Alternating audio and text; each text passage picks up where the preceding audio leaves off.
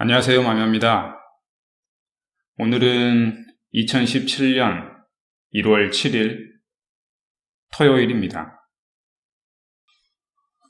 2017년에서 첫 번째 주말이네요.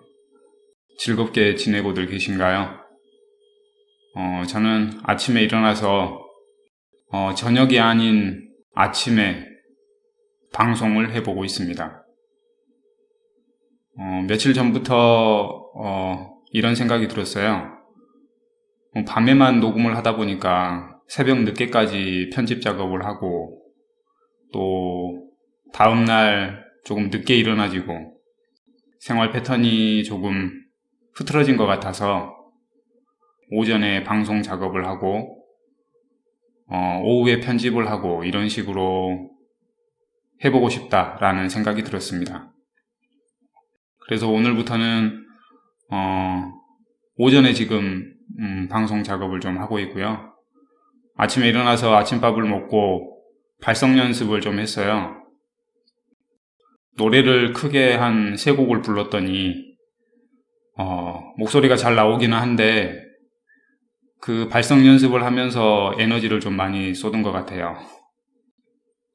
그래서 이제 좀 정신 차리고 방송을 해볼까 하고 물을 한 잔 먹었는데 사리가 들려서 기침을 한참 했었습니다. 달력을 보니까 음력으로는 12월 10일이에요. 소한을 좀 지나가지고 이틀이 지났는데 소한이 날씨 중에서는 가장 춥다고 그러죠. 그런데 올해는 굉장히 따뜻하게 보낸 것 같습니다. 그 이유는 글쎄요, 뭘까요? 제가 둘러본 바로는 태양계가 점점 뜨거워지고 있다고 그래요. 그러니까 지구가 자전을 하고요. 달이 지구를 공전을 하고 있죠. 그리고 지구는 태양을 공전을 하고 있고, 그래서 사계절이 있잖아요. 지구가 약간 기울어진 상태로 공전을 하다 보니까 기울어진 쪽이 태양하고 가까우면 뜨겁고 여름이죠. 기울어진 쪽이 태양하고 멀어지면 춥고 겨울이 됩니다. 그래서 극지방 같은 경우에는 백야 현상도 생기고요. 그런 태양과 지구의 공전 현상 때문에, 그리고 지구가 약간 자전축이 기울어진 현상 때문에 사계절이라는 변화가 있습니다. 그런데 태양도 글쎄요, 지금 막 밝혀지고 있죠. 태양도 돌고 있습니다. 어떤 한 중심을 잡고서 그 주위를 돈다라고 생각을 저도 하고 있어요. 근데 이제 태양이 돌면서 지구가 사계절이 있듯이 태양도 사계절이 있지 않을까.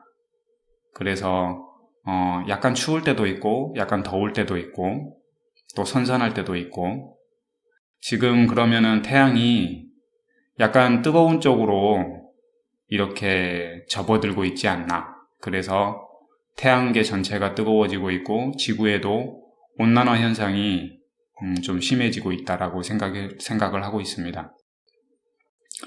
이거는 역사적으로 보거나 어떤 지질학적으로 그런 거를 다 연구를 해보더라도 명확한 증거들이 많이 있어요. 그러니까 태양계에도 계절이 존재한다. 그리고 지금 태양계가 예전보다는 뜨거워지고 있는 쪽으로 가고 있다.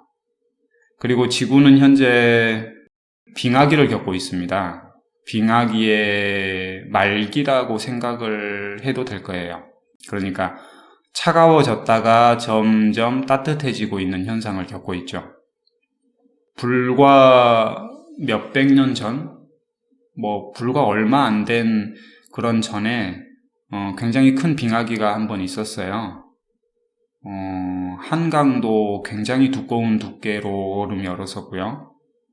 저기 유럽이라든지 그런 쪽에서도 굉장한 추위가 찾아왔었죠. 근데 그거는 이제 우리가 빙하기를 약간 벗어나면서 겪는 그런 현상이고요. 지금은 점점 따뜻해지고 있고 옛날에는 이 한반도를 비롯해서 북위 30도에서 40도 이 사이, 그 사이가 아열대 기후였다고 합니다. 그만큼 지구가 뜨거웠었죠. 그래서 먼 훗날에는 또 그런 식으로 흘러가지 않냐라는 생각을 하고 있어요. 그러니까 이게 뭐가 잘못돼서 막 지구가 뜨거워지고 사람이 못 살게 되지 않을까라는 걱정들을 막 하고 있는 곳도 있는데요. 이거는 큰 주기로 보자면 굉장히 자연스러운 현상이라고 생각을 해야 됩니다.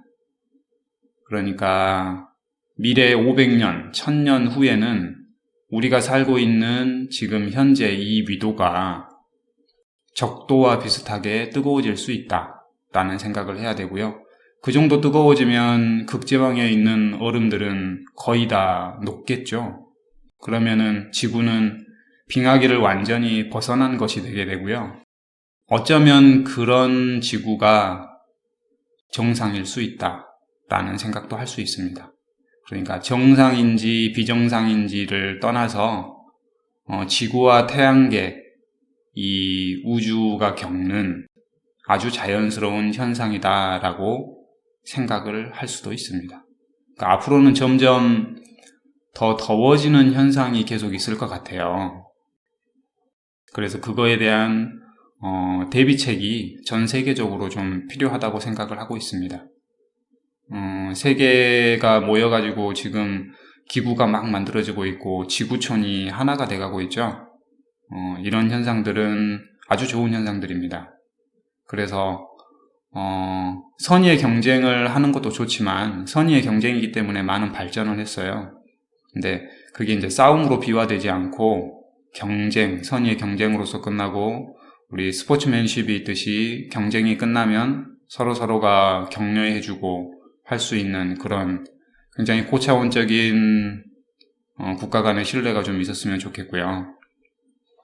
이런 지구가 이런 방향으로 지금 가고 있는데 그런 속에서 우리들이 어떻게 처신을 해야 될지를 국제기구들이라든지 각 나라의 모임들이 같이 연구하고 토론해가지고 좋은 방향으로 가게 됐으면 정말 좋겠습니다. 오늘이 음력으로 12월 10일이면 이제 음력으로 보자면 새해가 한 20일 정도 남았네요. 우리나라는 예로부터 달력을 썼어요. 지금도 달력이라고 부르죠. 달력이라는 거는 달이 지구를 돌면서 일어나는 현상을 가지고 그것을 가지고 역을 만들었었습니다. 역이라는 거는 이 우주의 이런 현상들을 수치화 시켜 놓는 거예요. 언제가 되면, 그러니까 언제를 기준으로 해서 언제가 되면 어떤 현상이 생기고, 그러니까 뭐 추워지고 더워지고 그런 간단한 것부터 해가지고 언제가 되면 또 비가 많이 오고 이런 현상들이 이게 굉장히 주기적으로 있구나라는 거를 우리 조상님들이 알고서 그거를 달을 기준으로 해가지고 수치를 기록해 놓은 게 달력이고 우리가 현재 음력이라고 알고 있는 것입니다. 양력이라는 거는 이제 태양을 기준으로 한 것이죠. 지구가 태양을 돌고 있다는 것을 알게 된 다음부터는 이 지구가 태양을 도는 그 현상을 가지고 그거를 구체적으로 수치화시켜서 해놓은 것이 양력입니다. 근데 이보다 더 오래되고 정확한 역이 있더라고요. 제가 주역은 공부를 아직 안 해봤는데요. 그것도 한번 둘러보고 싶었어요. 그러니까 주역하면 주나라의 역입니다. 그러니까 주나라에서 사용했던 우리가 흔히 생각하는 달력, 이렇게 생각을 할 수가 있습니다. 근데 제가 지금 부도지라는 책을 예전에 읽었었고요. 굉장히 깊은 감명을 받아가지고 지금 한 번 더 읽고 있어요.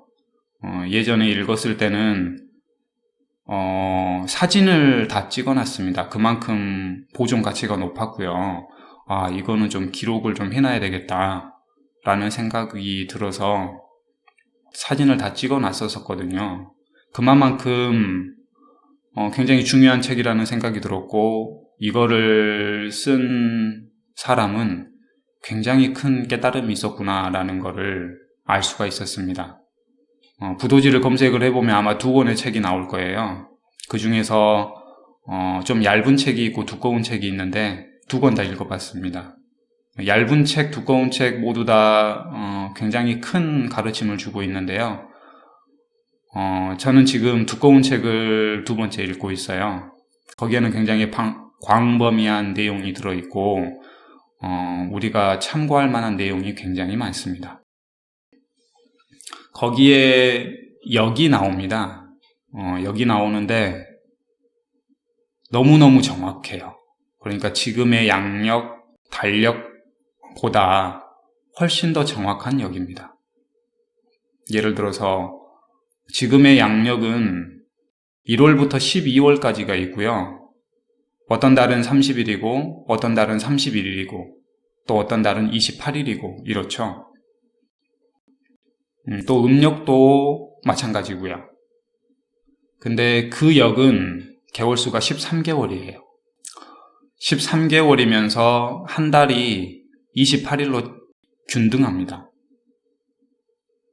그러게 곱해보면 364일이 나오는데요. 그 나머지 1일은 그러니까 1년이 시작되는 날이다 해가지고 그거를 하루로 쳐서 정확하게 365일이 되더라고요.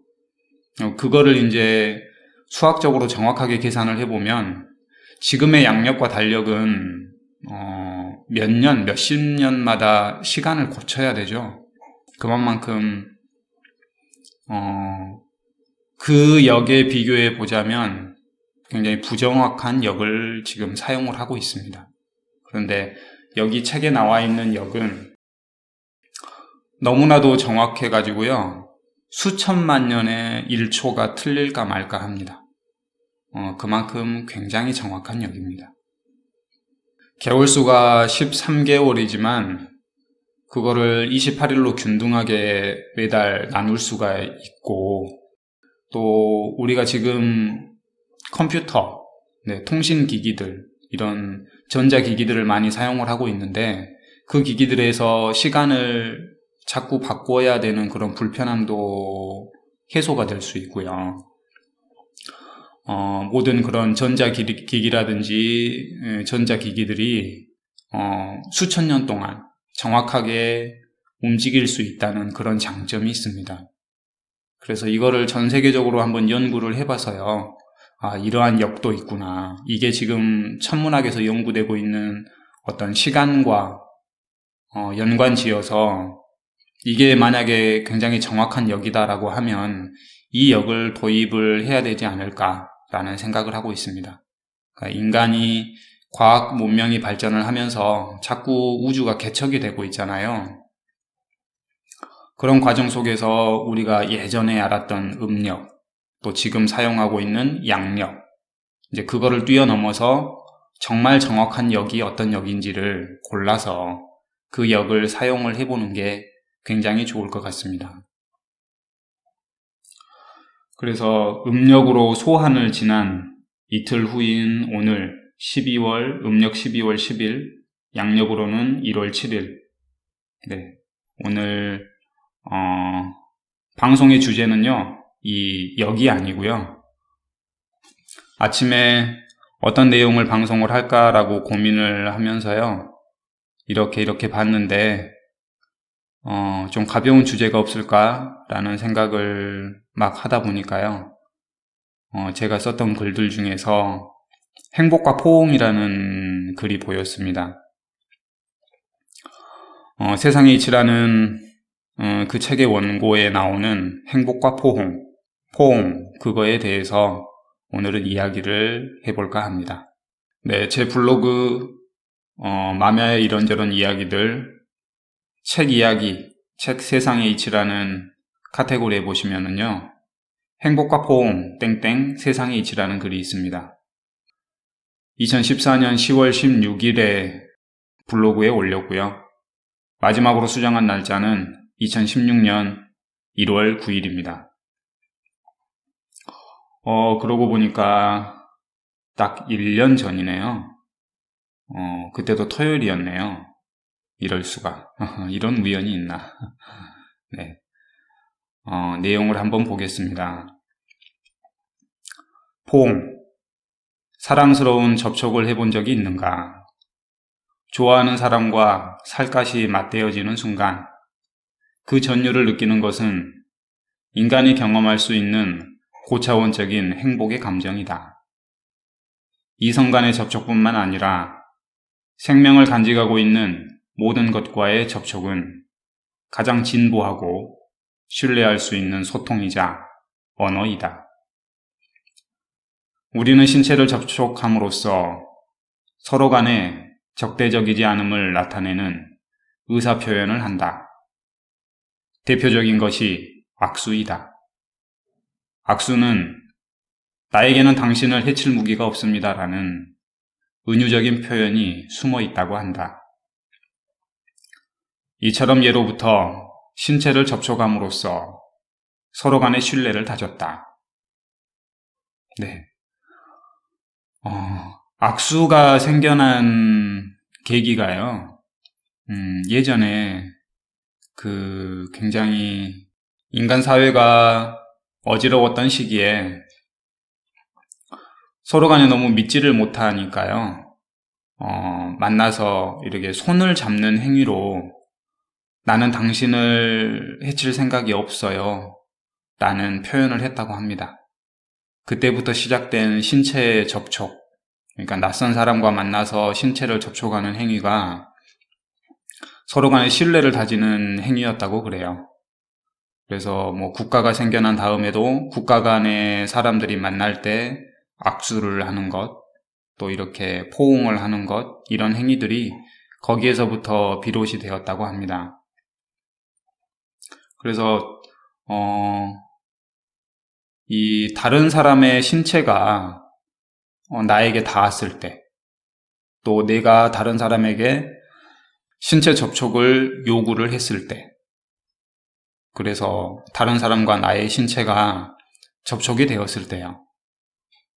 그때 그 사람과의, 상대방과의 신뢰가 굉장히 돈독해진다고 합니다.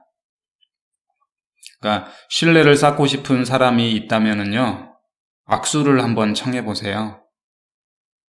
그러면 그 사람과의 신뢰는 굉장히 많이 또 빠른 속도로 쌓여질 수 있고요. 악수를 청하는데 이런 생각을 갖고 청해보시면 더 효과가 좋을 것입니다. 마음속으로 생각을 하는 것이죠. 나는 당신을 사랑합니다. 라는 생각을 하면서 악수를 청해보면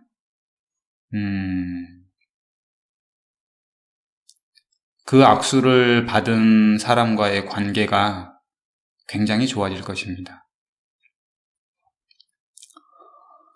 서로 간의 신뢰를 다질 수 있는 아주 좋은 행위라고 생각을 하고 있습니다. 다음 또 읽어볼게요. 현대인이 겪는 아픔 대부분은 정신적인 면이 많다. 정신적인 고통이라는 것은 신체에서 전해지는 고통을 정신이 느끼는 것이 아니라 정신적으로 고통을 느끼는 것이다. 이것은 한 인간의 정서가 어떠하냐는 것으로 대변된다.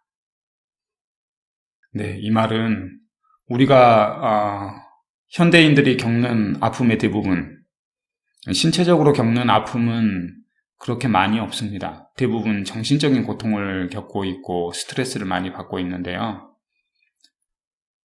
정신이 고통을 느끼는 것이죠. 그러니까 마음이 괴로운 것.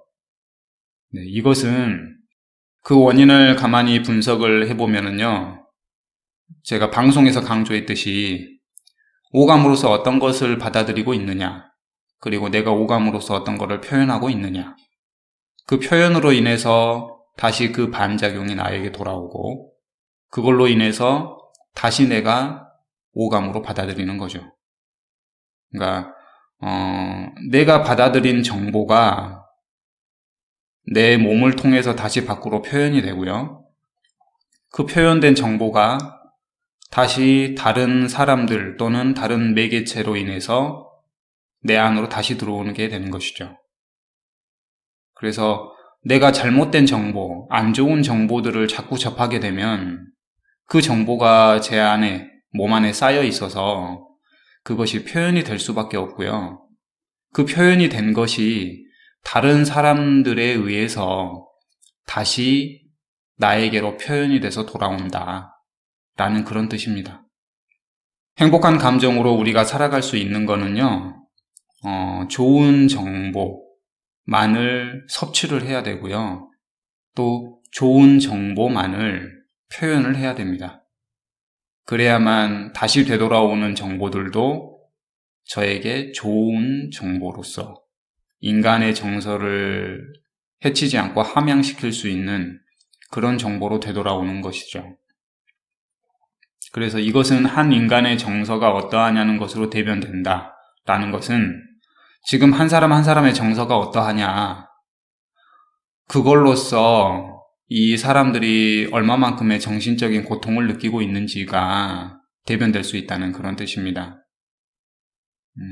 좀 안타까운 현상이죠. 많은 사람들이 정신적인 고통을 느끼고 있다는 것은 그만큼 이 사회에 뿌려져 있는 정보들이 굉장히 탁하고요.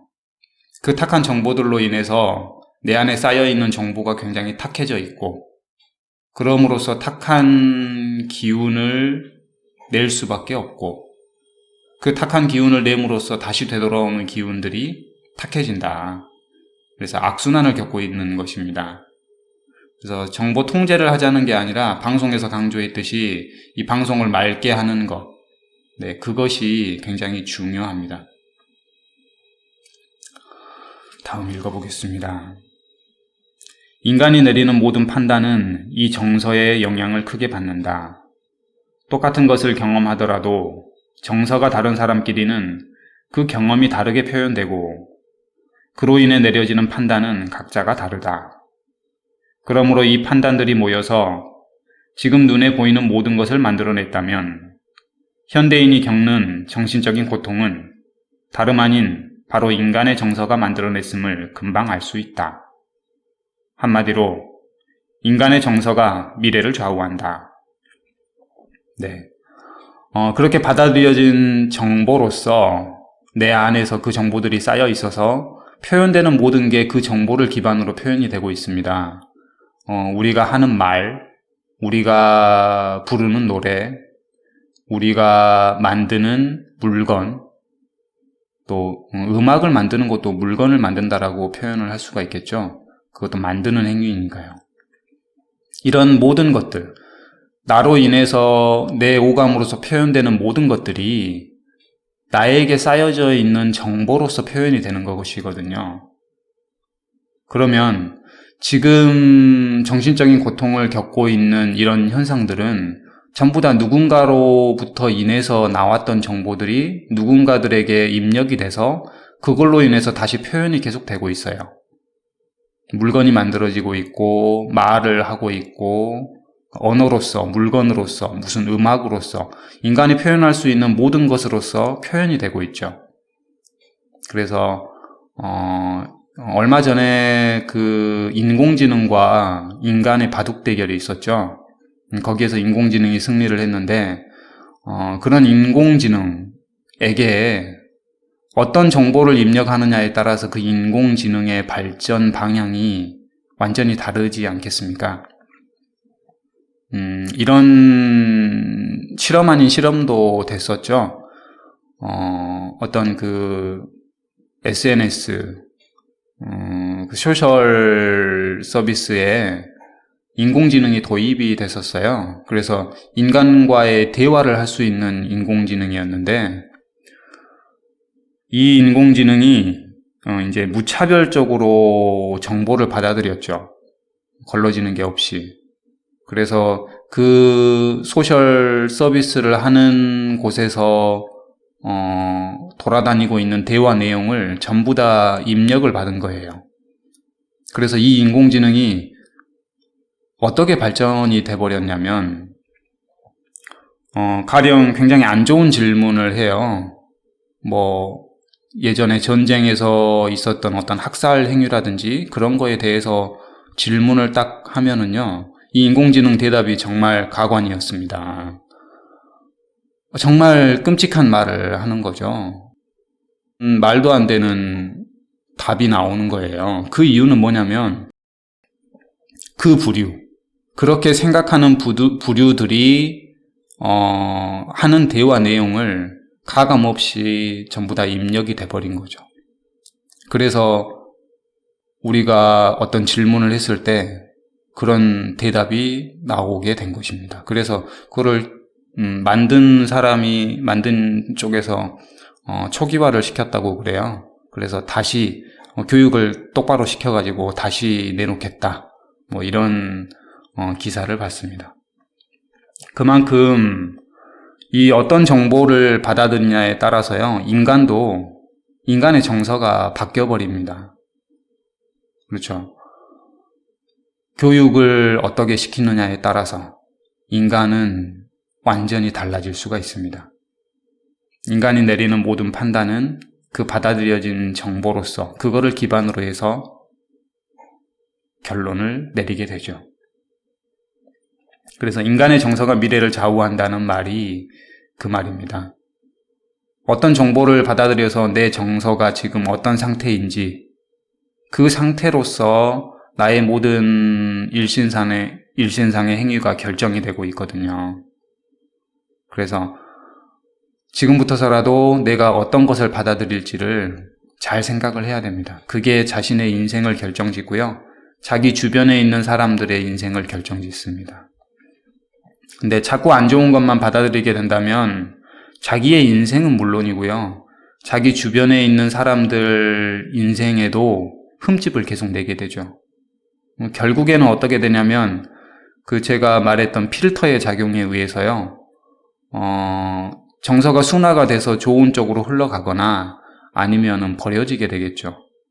그러니까 자신이 원하는 사람들과 함께 있지 못해요. 자신의 정서가 망가지게 되면 그런 작용이 분명히 일어납니다. 왜냐하면 그거는 아주 자연스러운 현상이에요. 자신이 미워서가 아니라 다른 많은 사람들을 보호하기 위해서라고 생각을 해야 됩니다. 그래서 자신의 정서를 순화시키고 지키는 것이 자신도 지키고 다른 사람을 지켜주는 것이고요. 자신이 더 좋은 쪽으로 갈 수 있는 그런 기반이 됩니다. 근데 자신의 정서를 계속 해치는 행위를 하게 되면은요, 자신이 망가지는 것은 물론이거니와 좋은 사람들과 함께 있는 시간이 이제 줄어들게 돼요. 자연스럽게 그렇게 됩니다. 이 사회가 그렇게 이루어져 있습니다. 그래서 계속 악순환에 빠지게 되는 거죠. 나는 좋은 사람들과 있고 싶은데 내 주위에는 항상 이상한 좀 싫은 사람들이 계속 있다라는 생각이 들면 이제 자기 자신을 먼저 되돌아봐야 되죠. 내가 지금 어떤 상태인지, 내가 지금 어떤 정보들을 받아들이고 있고 어떤 언행으로서 내가 표현을 하고 있는지 그거를 보면 내가 여기 있는 게 맞구나 라는 생각을 하게 되고요. 여기를 벗어나려면 내 자신부터 바뀌어야 되겠다라는 생각을 하루라도 빨리 하는 게 좋죠. 그거를 모르고 세월이 계속 가다 보면 자신은 정말 계속 불행한 곳으로만 빠져들게 됩니다. 나중에는 정말 헤어나올 수 없는 그런 상황이 돼버리는 게 되는 거죠. 석가모니 부처님께서 수행을 하실 때 그 일화를 한번 말씀을 드려볼게요. 이거는 어떤 스님께서 이렇게 질문자들과 대화를 하시면서 하셨던 말을 제가 들었는데 굉장히 큰 감명을 받았거든요.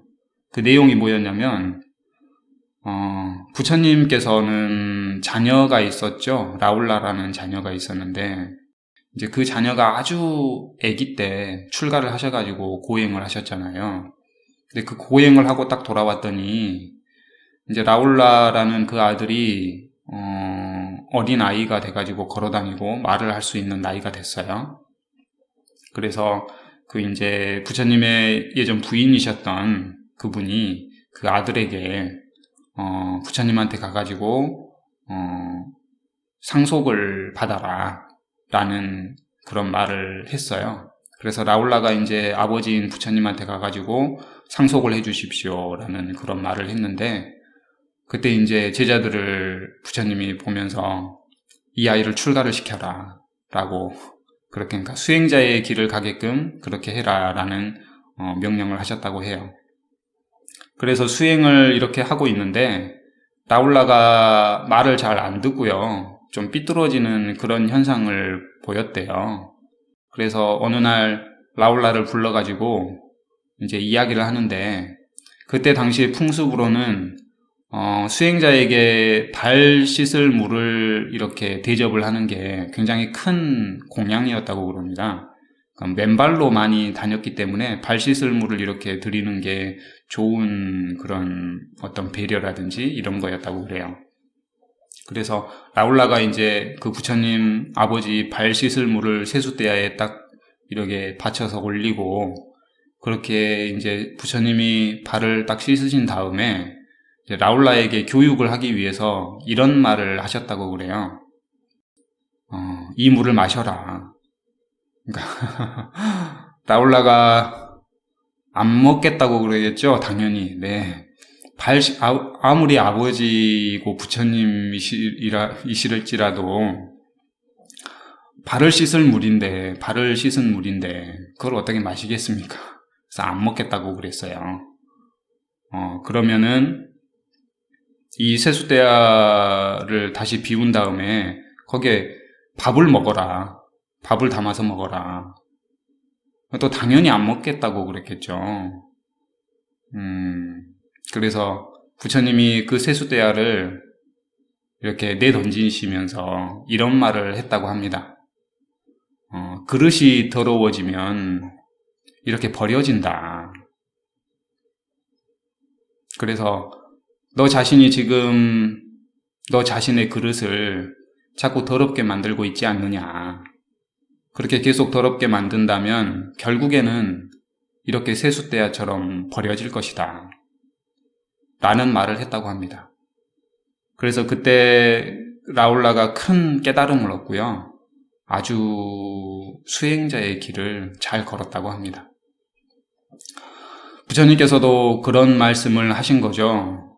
네 자신을 더럽히지 말아라. 그러면 계속 더럽혀지는 그런 행위를 하면 너는 버려질 것이다 라는 말을 하셨다고 해요.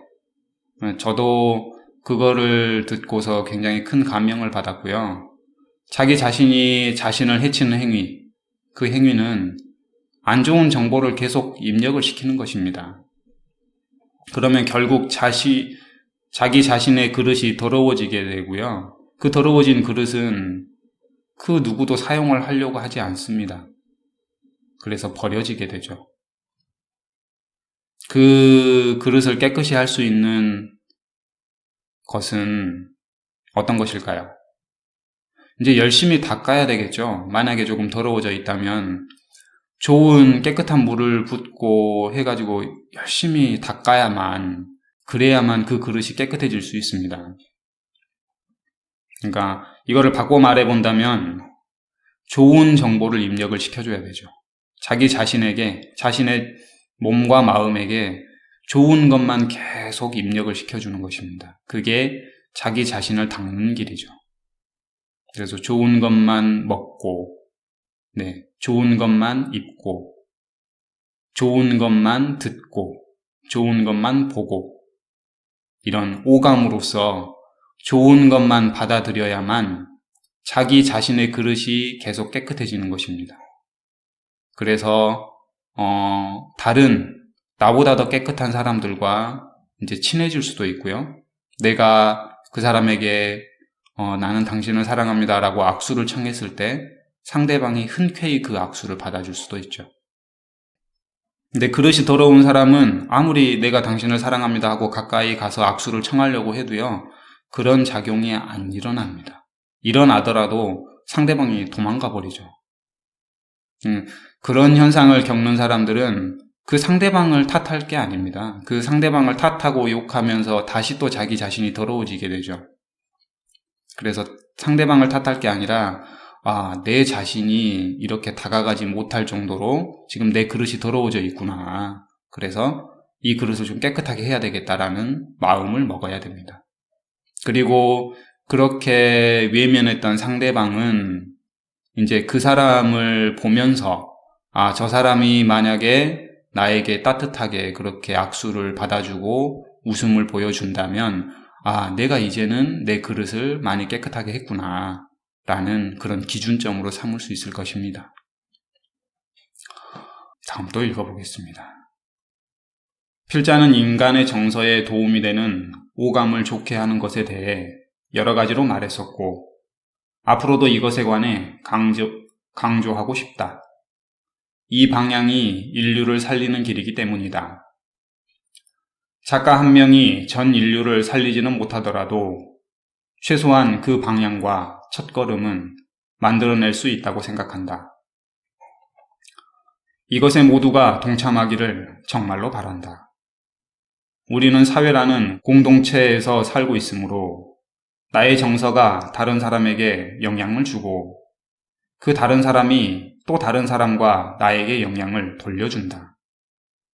이런 공동체 속에서 우리가 할 수 있는 올바른 선택은 포옹을 하는 것처럼 서로를 신뢰하고 믿음을 주며 아끼는 것이다. 이것은 또 서로 간의 정서를 맑게 해준다고 생각한다. 네, 이러신 분들이 있어요. 굉장히 그렇게 탁해져 있는 분들을 위해서 자기를 희생하시는 분들이 있으시죠. 그 사람들을 위해서 집을 만들어주고 음식을 제공을 해주고 잠자리를 제공을 해주고 그 사람들에게 좋은 노래를 들려주고 그 사람들이 다시 정상적인 생활을 할 수 있도록 굉장한 도움을 주시는 분들이 있습니다. 그분들은 자신을 희생해가면서 봉사를 하고 계시는 분들이거든요. 그런 분들이 계심으로써 이 사회가 많이 탁해져 있지만 유지가 되고 있습니다. 그분들에게 굉장히 감사를 드려야 돼요. 그 은혜를 받는 당사자분들께서는 당연히 그거에 대해서 감사를 하고 또 그런 분들처럼 되기 위해서 자기 그릇을 깨끗이 닦아서 노력을 해야 되는 것은 당연한 것이고요. 그 일을 하지 않는 대부분의 사람들도 그분들에게 굉장한 감사를 해야 되고 기부를 많이 해야 됩니다. 왜냐하면 그분들이 계심으로써 이 사회가 깨끗하게 유지가 되고 있거든요. 그래서 거기에서 근무하시는 사회복지를 하시는 분들, 종교계에 계시는 분들, 이런 분들은 자기 자신을 희생해가면서 정말 어마어마한 봉사를 사회에 하고 있는 거예요. 그거를 모두가 좀 알아야 되고요. 그래서 자본주의 사회에서 기부를 하는 것은 아주 당연한 것이다라고 했는데 또 그런 점에 대해서도 그런 것으로 봐서도 그분들이 하시는 일을 돕고 그분들이 하시는 일에 대해서 기부를 한다는 것은 굉장히 좋은 일입니다. 간혹가다 이렇게 생각하시는 분들이 있어요.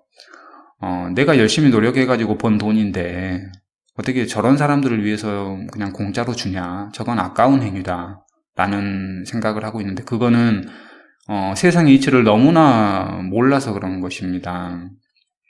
이 자본주의 사회가 어떻게 이루어져 있고 돈이 어떻게 굴러가고 자본주의 사회에서는 반드시 저렇게 불황자들이 생길 수밖에 없는 경제적으로 곤궁해질 수밖에 없는 사람들이 생기는데 그런 경제적으로 곤궁해짐으로써 정서가 망가질 확률이 매우 높거든요. 왜냐하면 좋은 정보를 받아들일 확률이 줄어들고 그런 부류의 사람들만 주위에 있다 보니 자꾸 악순환을 겪게 되는 것이거든요. 표현들이 전부 다 격하고 탁하고 그러잖아요. 근데 그 속에 있게 되면 자기 자신도 당연히 탁해지는 것입니다. 그런 현상을 겪는 사람들에게 이 자본주의 사회에서 그 분들이 다시 일어서고 순화되고 정화될 수 있는 여건을 마련해 주는 것은 당연한 것이거든요.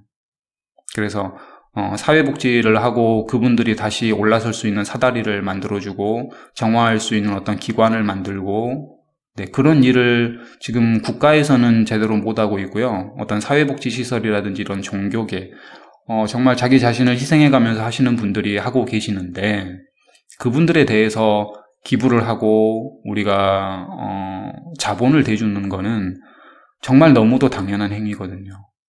그거를 안 좋게 생각하시는 분들은 이치를 몰라서 그런 거기 때문에 오늘부터라도 그거에 대해서 다시 생각을 하셔야 됩니다. 우리가 지금 저분들이 희생하시는 거에 대해서 돕지 않으면 그 탁한 기운들이 이 사회를 망치게 된다.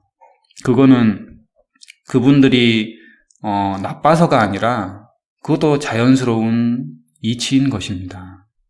그렇게 탁해져 버릴 수밖에 없는 사회 구조 속에서 그분들을 구제하지 않는다면 당연히 내가 탁해지는 것이죠.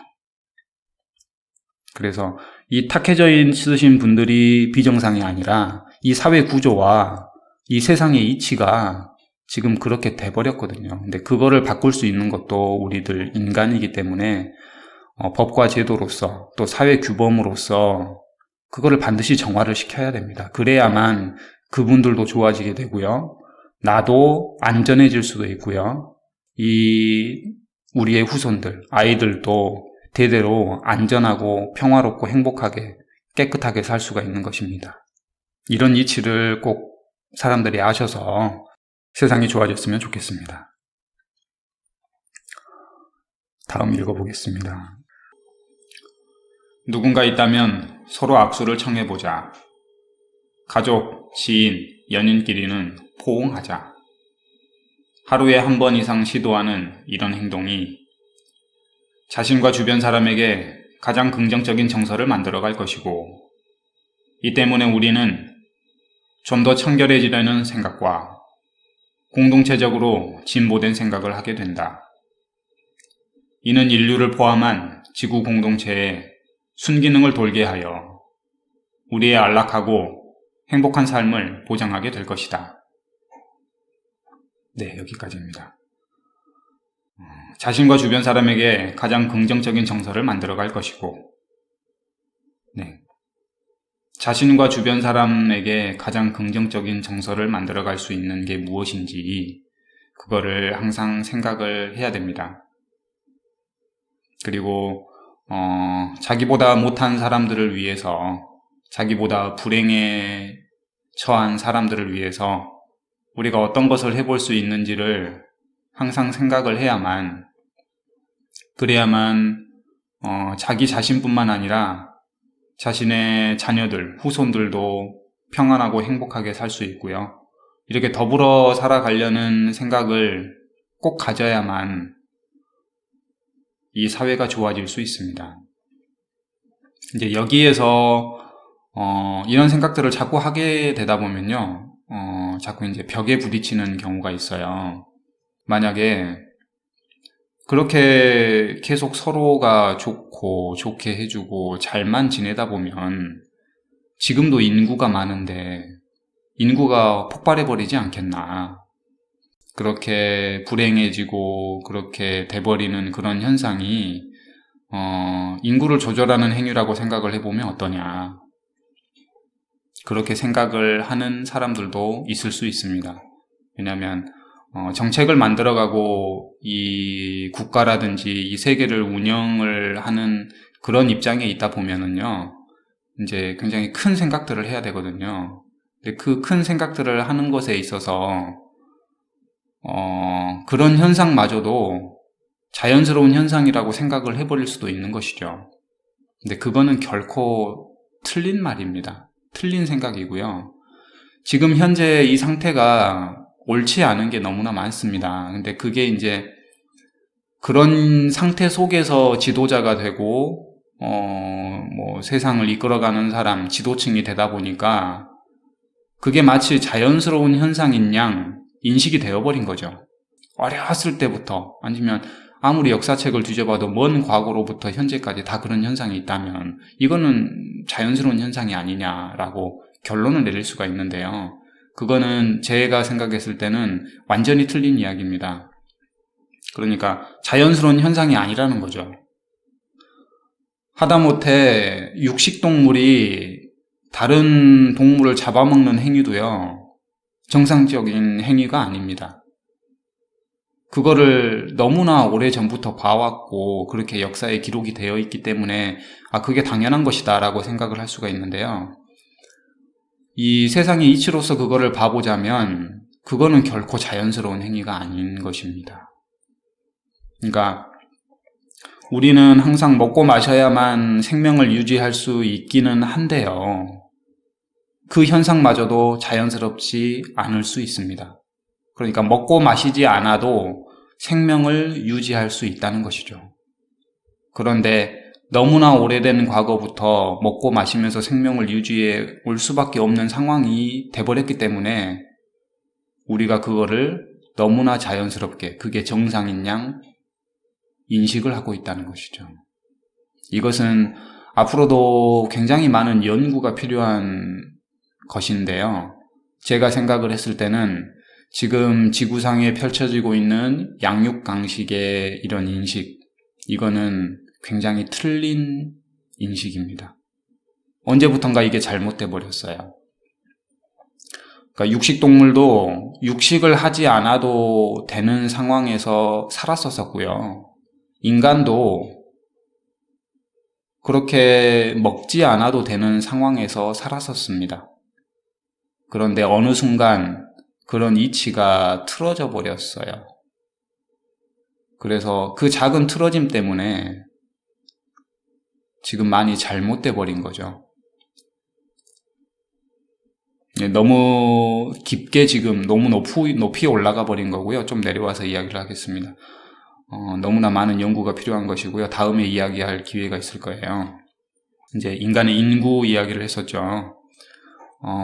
지금 그런 현상들이 생겨난 거는 인구 조절을 하기 위해서 생겨난 게 아니라요, 그렇게 잘못되어 있는 상황 속에서 살다 보니까 그렇게 지금 되어버린 거예요. 근데 그거를 가만히 놔두는 게 아니라 고쳐야 되겠죠.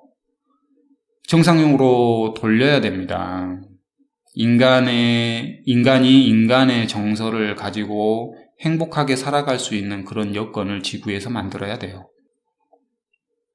인간이 생로병사를 겪는 게 정서에서 비롯이 되잖아요.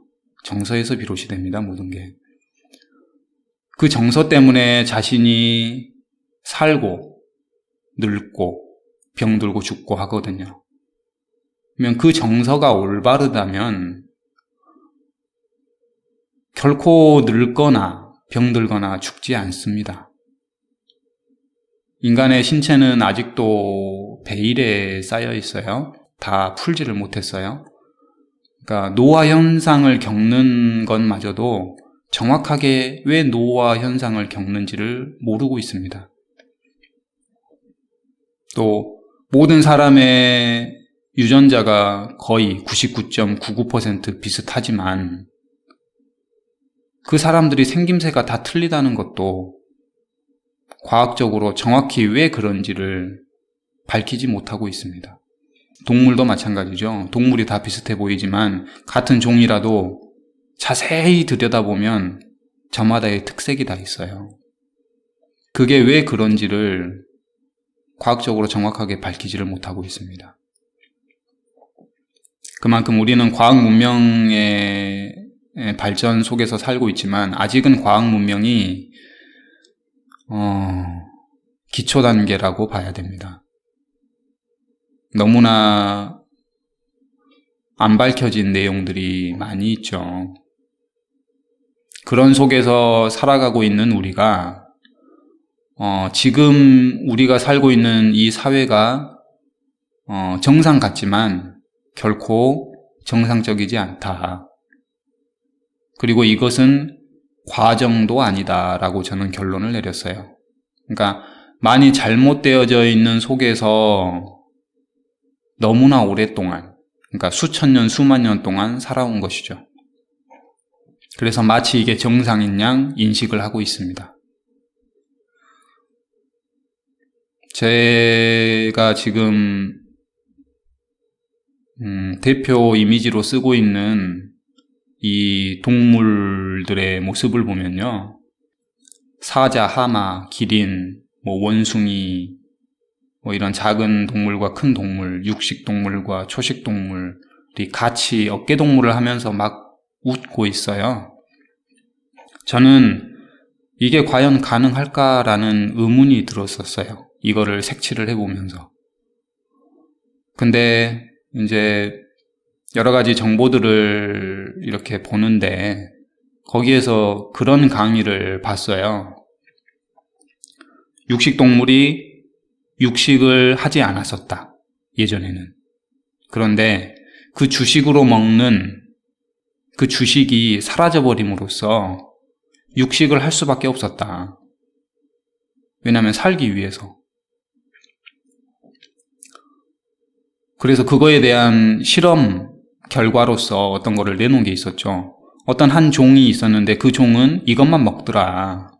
근데 그게 그러니까 자기의 음식이 멸종이 돼버리니까, 그러니까 어떤 식물의 열매만 먹었었는데요. 그 식물이 멸종을 해버렸어요.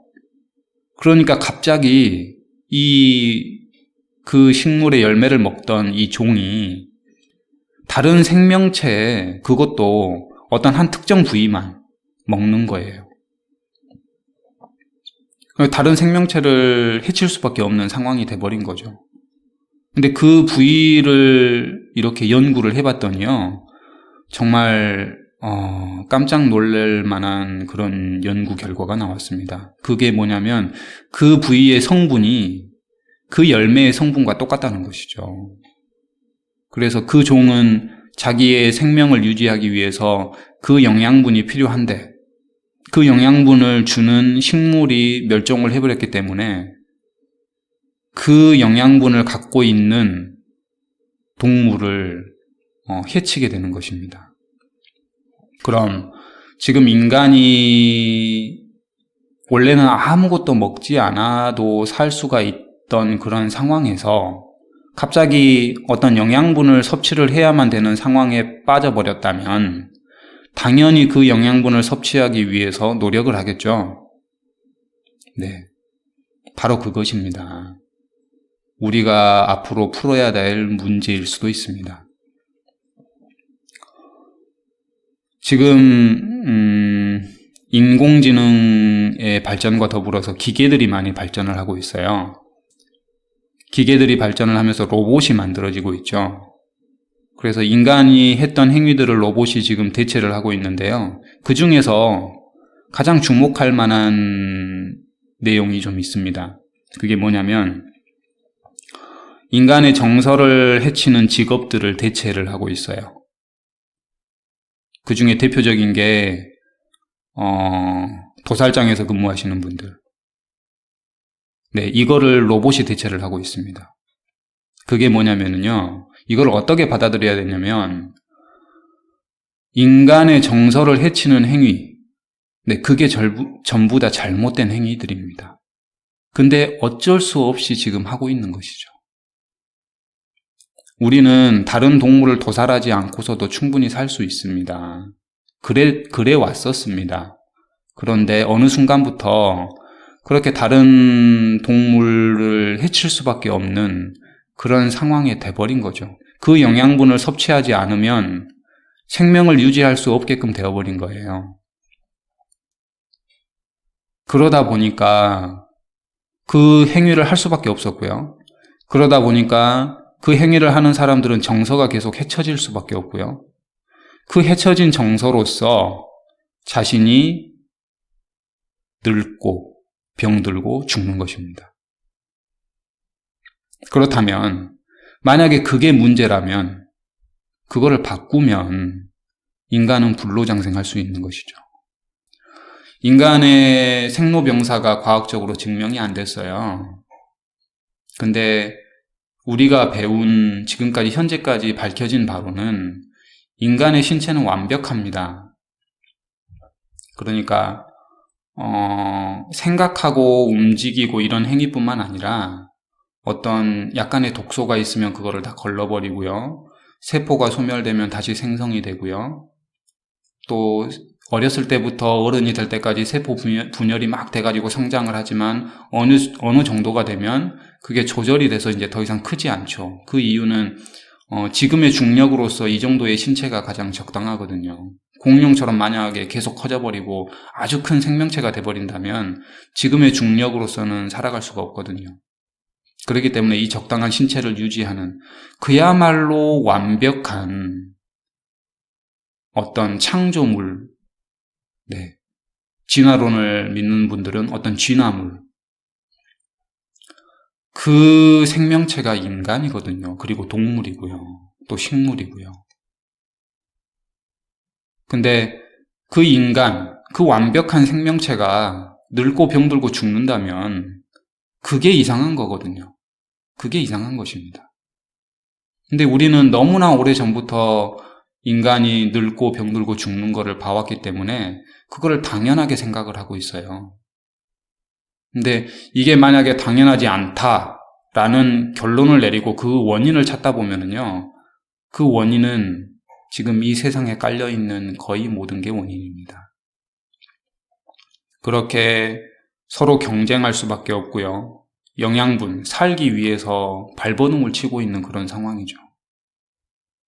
그래서 인구 문제로부터 시작해서 이런 이야기까지 왔는데 그 사회적 현상들, 이 인구를 조절하는 뭐 그런 현상이라고 보는 거는 완전히 궤변에 불과합니다.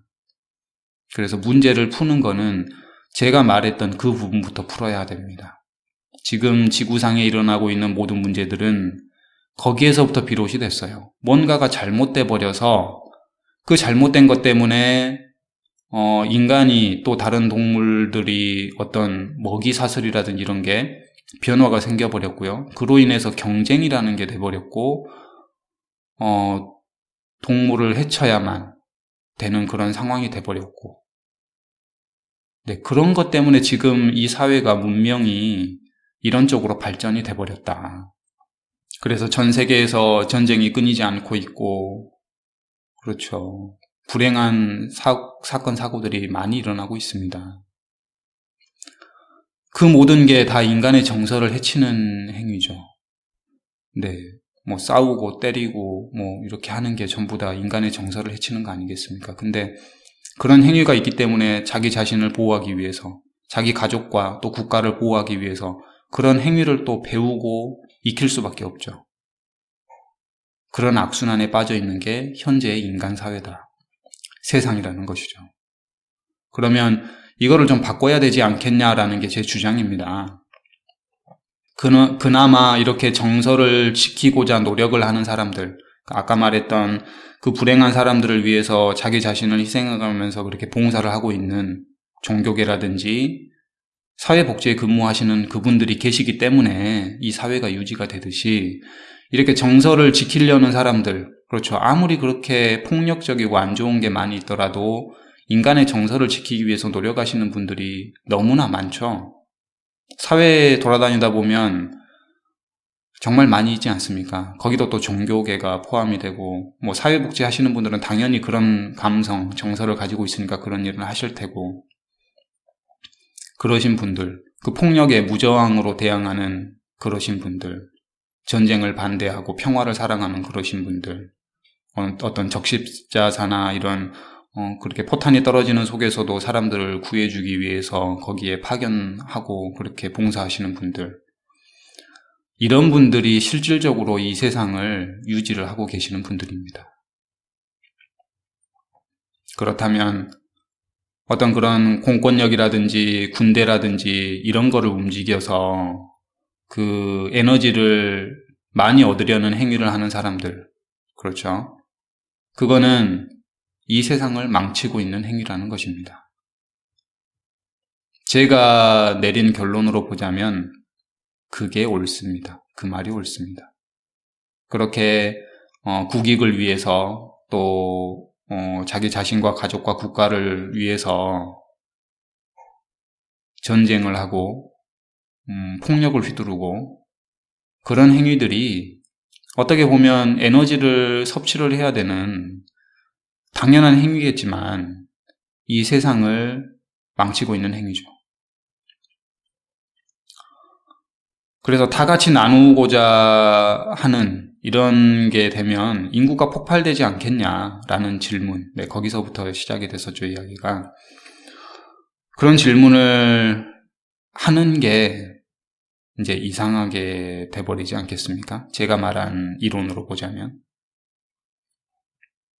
그렇죠. 다 같이 어떻게 잘 살 수 있는지를 고민을 해야 되겠죠. 아, 우리가 지금 하는 행위들이 전부 다 잘못되어 있는 것이구나. 이 잘못된 속에서 살아가고 있다 보니까 우리가 지금 이렇게 돼버렸는데 원래 인간의 정서는 이거였구나. 그래서 이 정서를 지키기 위해서, 생로병사를 겪지 않기 위해서, 무병장수하기 위해서는 어떻게 인간 세상을 만들어야 되는지, 이거를 생각하고 실현할 수 있는 게 인간밖에 없어요. 코끼리가 하겠습니까? 사자가 하겠습니까? 호랑이가 하겠습니까? 인간, 생각하는 인간만이 할 수가 있는 것입니다. 그래서 인간에게 이런 권력이 주어졌을 수도 있습니다. 인간만이 바꿀 수 있기 때문에. 그 정도를 생각할 수 있고 또 실행할 수 있고 또 그런 물건들을 만들어낼 수 있기 때문에. 그래서 제가 이렇게 말을 하면 이해할 수 있는 머리들이 있잖아요. 그렇죠. 네, 그런 이해할 수 있는 머리들을 갖고 있는 인간들끼리 어떻게 지구에서 우리가 잘 살아갈지를 고민을 해야 됩니다. 그것 때문에 국제기구들이 만들어졌어요. 근데 그 국제기구가 그렇게 에너지를 얻고자 하는, 군대를 움직이고 폭력을 행사하는 그런 쪽에 합류가 돼버린다거나 그런 작용에 먹혀버린다거나 하게 되면 이 세상은 어떻게 되겠습니까? 다시 전쟁이, 이런 폭력적인 행위가 세상을 또 휩쓸겠죠. 그래서 그런 일을 겪지 않기 위해서는 또 어떤 작용이 일어나겠습니까? 다른 국제기구가 생기든지 아니면 그렇죠. 그 안에서 자정작용이 일어나다가 하다 안 되면 다른 기구가 생기든지 또 그렇게 되면 또 그런 경쟁이 돼서 또 싸우게 되고 굉장히 안 좋은 현상들을 겪으면서 다시 원상복구가 되어가지 않겠어요? 아주 먼 과거로부터 현재까지 그런 현상을 지금 겪고 있습니다. 그래서 지금 세상을 살아가고 있는 우리 인간들이 선택할 수 있는 거는요, 바로 이런 것입니다. 이런 목소리에 귀를 기울이고요, 지금 뭐가 잘못됐는지를 인식을 해야 되죠. 그리고 그거를 바꿔나가야 되고요. 그 바꿔나감 속에서 겪는 고통이 있을 거 아닙니까? 왜냐하면 지금까지는 배불리 먹었는데 그렇게 다 같이 나누어 먹자라고 하면 내가 먹는 것을 좀 나눠줘야 되고 그러잖아요. 그게 고통일 수 있습니다. 가진 사람들한테는. 근데 그런 것들에 대해서 같이 고민을 하고요. 만약에 그렇다고 하면 이 지구상에 존재할 수 있는 인류의 인구는 몇이나 될까라는 것도 고민을 해보고요. 지금 현재 인류가 먹고 살려면은 식량을 어떻게 조달을 좀 해야 될까라는 것도 고민을 좀 해야 되고요. 그런 것들을 고민해야 될 게 국제기구입니다. 근데 지금 그런 것들을 고민하고 있습니까? 지금 제가 봐서는 다른 것들을 고민을 하고 있어요. 저 나라가 좀 나쁜 것 같은데, 네, 나쁜 행위들을 좀 많이 하는 것 같은데 저거를 어떻게 해버리자 라는 고민만 지금 많이 하고 있습니다. 그게 아까 말했던 그런 폭력적이고 전쟁을 일삼는 그 작용에 먹혀버린다든지 합류돼버린 그런 경우거든요. 옳지 않습니다. 국제기구라고 하는 것은 제가 말한 것들을 고민을 해야 됩니다. 뭐 적십자사나 이런 구호기구들이 하고는 있지만 국제기구가 정말 해야 될 것은요, 우리가 이렇게 같이 살아야 되는데 그렇게 인구가 폭발적으로 증가를 하면 안 되기 때문에 현재 가진 식량으로서는 먹고 살 수가 없기 때문에 각 나라가 인구 조절을 좀 하자. 뭐 탄소 협의도 하고 그러잖아요. 그것처럼 인구 협의를 좀 하고 그래야 됩니다. 그래서 이 인류가 앞으로 이 방향으로 가야 되는데 우리가 어떻게 하면 서로 싸우지 않고 다 같이 잘 갈 수 있는지, 그리고 현재 상태로 딱 봐서 이 불행에 처해 있는 사람들을 어떻게 구제하면서 같이 잘 살 수 있는지, 이런 것들을 좀 고민을 하십시오. 제발 부탁이니까요. 다른 거 하지 마시고요. 제가 말하는 거, 이런 거를 좀 하십시오. 그래서 주제가 또 많이 무거워져 버렸습니다. 이런 정말 안타까운 일이. 정말 제가 하고 싶은 거는 따로 있거든요. 저는 사람들에게 행복한 감정을 막 선물을 해주고 싶어요. 그래서 노래를 막 부르고 싶고요. 좀 막 좋은 거를 좀 전파를 하고 싶고 그런 거를 방송을 좀 하고 싶거든요. 근데 누군가를 벌을 줘야 된다든지 아니면 어떤 규칙을 만들어 가지고요. 너는 잘 됐어, 너는 잘못됐어 이렇게 분별을 해야 된다든지, 지금 굉장히 들떠 있는 사람들한테 너 그거 다 잘못된 건데 라고 말을 해야 된다든지, 또 굉장히 다 좋다라고 생각을 하고 있는데 나 혼자만 그거는 좋지 않습니다 라고 말을 해야 된다든지, 이런 경우가 저는 굉장히 난처하고 싫습니다. 별로 그러고 싶지 않거든요. 근데 어쩔 수 없이 그거를 분별을 해줘야 되고 이건 옳고 이건 옳지 않다 라고 말을 해야 된다면 그로 인해서 피해를 많이 봤죠. 아주 오해도 많이 샀고요. 근데도 어떠겠습니까? 어쩌겠어요. 그게 옳은데, 그게 옳은 방향인데, 그 방향으로 가지 않으면 다 잘못될 수도 있는데, 그런 생각을 하다 보니까요, 말을 할 수밖에 없었고, 뭐 그렇습니다. 그 행위가 많이 괴로워요. 많이 힘들고 괴롭습니다. 근데도 어떤 기준을 정해야 된다라고 하면 정할 수밖에 없는 것이죠. 이 사람들을 깨우치게 하고 깨닫게 하고 뭐가 잘못되고 뭐가 옳은 건지를 알게 하는 그런 작용이 지금은 필요하기 때문에 그거를 해놓고 나서 이제 제가 원래 하고 싶었던 것들을 좀 하려고 합니다. 노래도 부르고요. 그렇죠. 이런 방송을 하면서 사람들을 기분 좋게 할 수 있는 게 뭘까? 네, 그런 것도 블라블라 하면서 좀 하고요. 저는 좀 그런 거를 해보고 싶은데 지금은 제가 하고 있는 이런 일련의 행위가 맞다라고 생각을 하고 있고 이거를 꼭 해야만 되기 때문에 하고 있습니다. 그래서 오늘은 정말 가벼운 주제로 이야기를 해보려고 했지만 주제가 또 많이 무거워져 버렸습니다. 지금은 어쩔 수 없다고 생각을 하고 있어요. 아무튼 오늘 말했던 주제는 행복과 포옹, 신체 접촉을 해보는 것. 그 신체 접촉을 함으로써 이 인간이 이 정서 함양이 얼마나 많이 될 수 있는지, 예전에 경험해보고 느꼈던 그런 신체 접촉들, 사랑의 감정들, 악수하고 포옹하고 뽀뽀하고 이런 것들. 사람들은 저마다 밤에 잠을 잔다든지 아침에 일어났을 때 또는 일상생활을 하는 도중에 이런 생각들이 문득문득 떠오르게 됩니다. 그 이유는 자신의 건강과 행복을 위해서겠죠.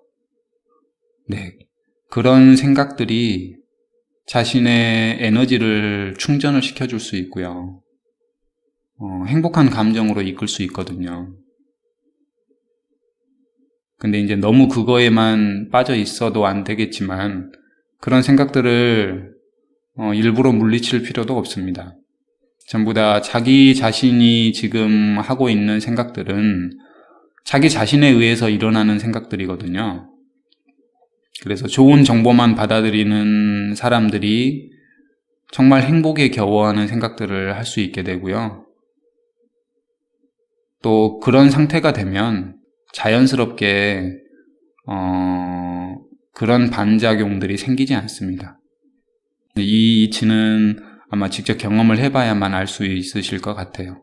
그러니까 자기가 너무나 고통에 빠져 있기 때문에 그 도파민이라는 그런 물질이 나와야 되기 때문에, 그러기 때문에 그런 행위와 그런 생각들이 계속 일어나는 것이거든요.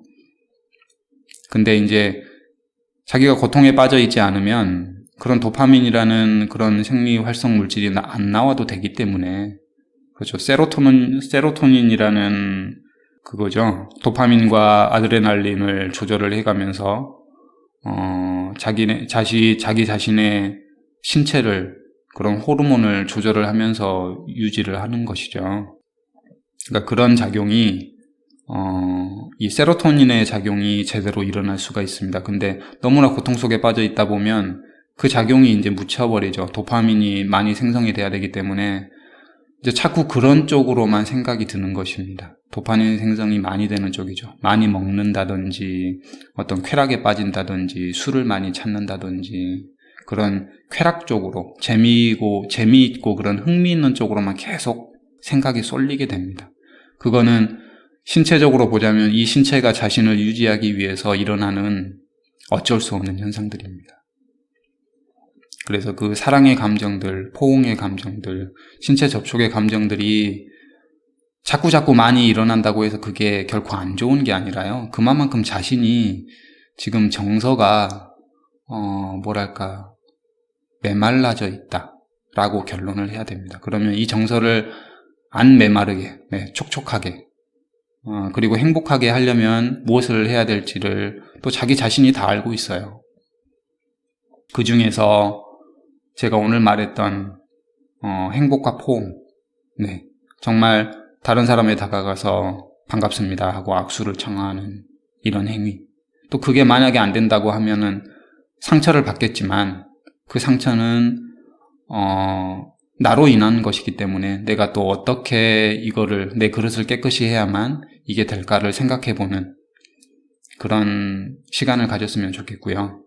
모두가 서로를 끌어안고요, 반갑다고 그렇게 방방 뛸 수 있고, 그렇게 악수하고, 서로 볼을 비비고 막 이렇게 할 수 있는 그런 사회가 꼭 됐으면 좋겠습니다. 오늘 방송은 이만 마치고요. 2017년 1월 7일 토요일 12시 6분을 지나고 있습니다. 식사들 맛있게 하세요. 감사합니다.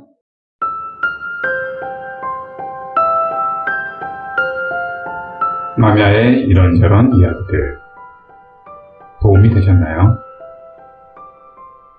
저와 좋은 세상에서 함께 살아요.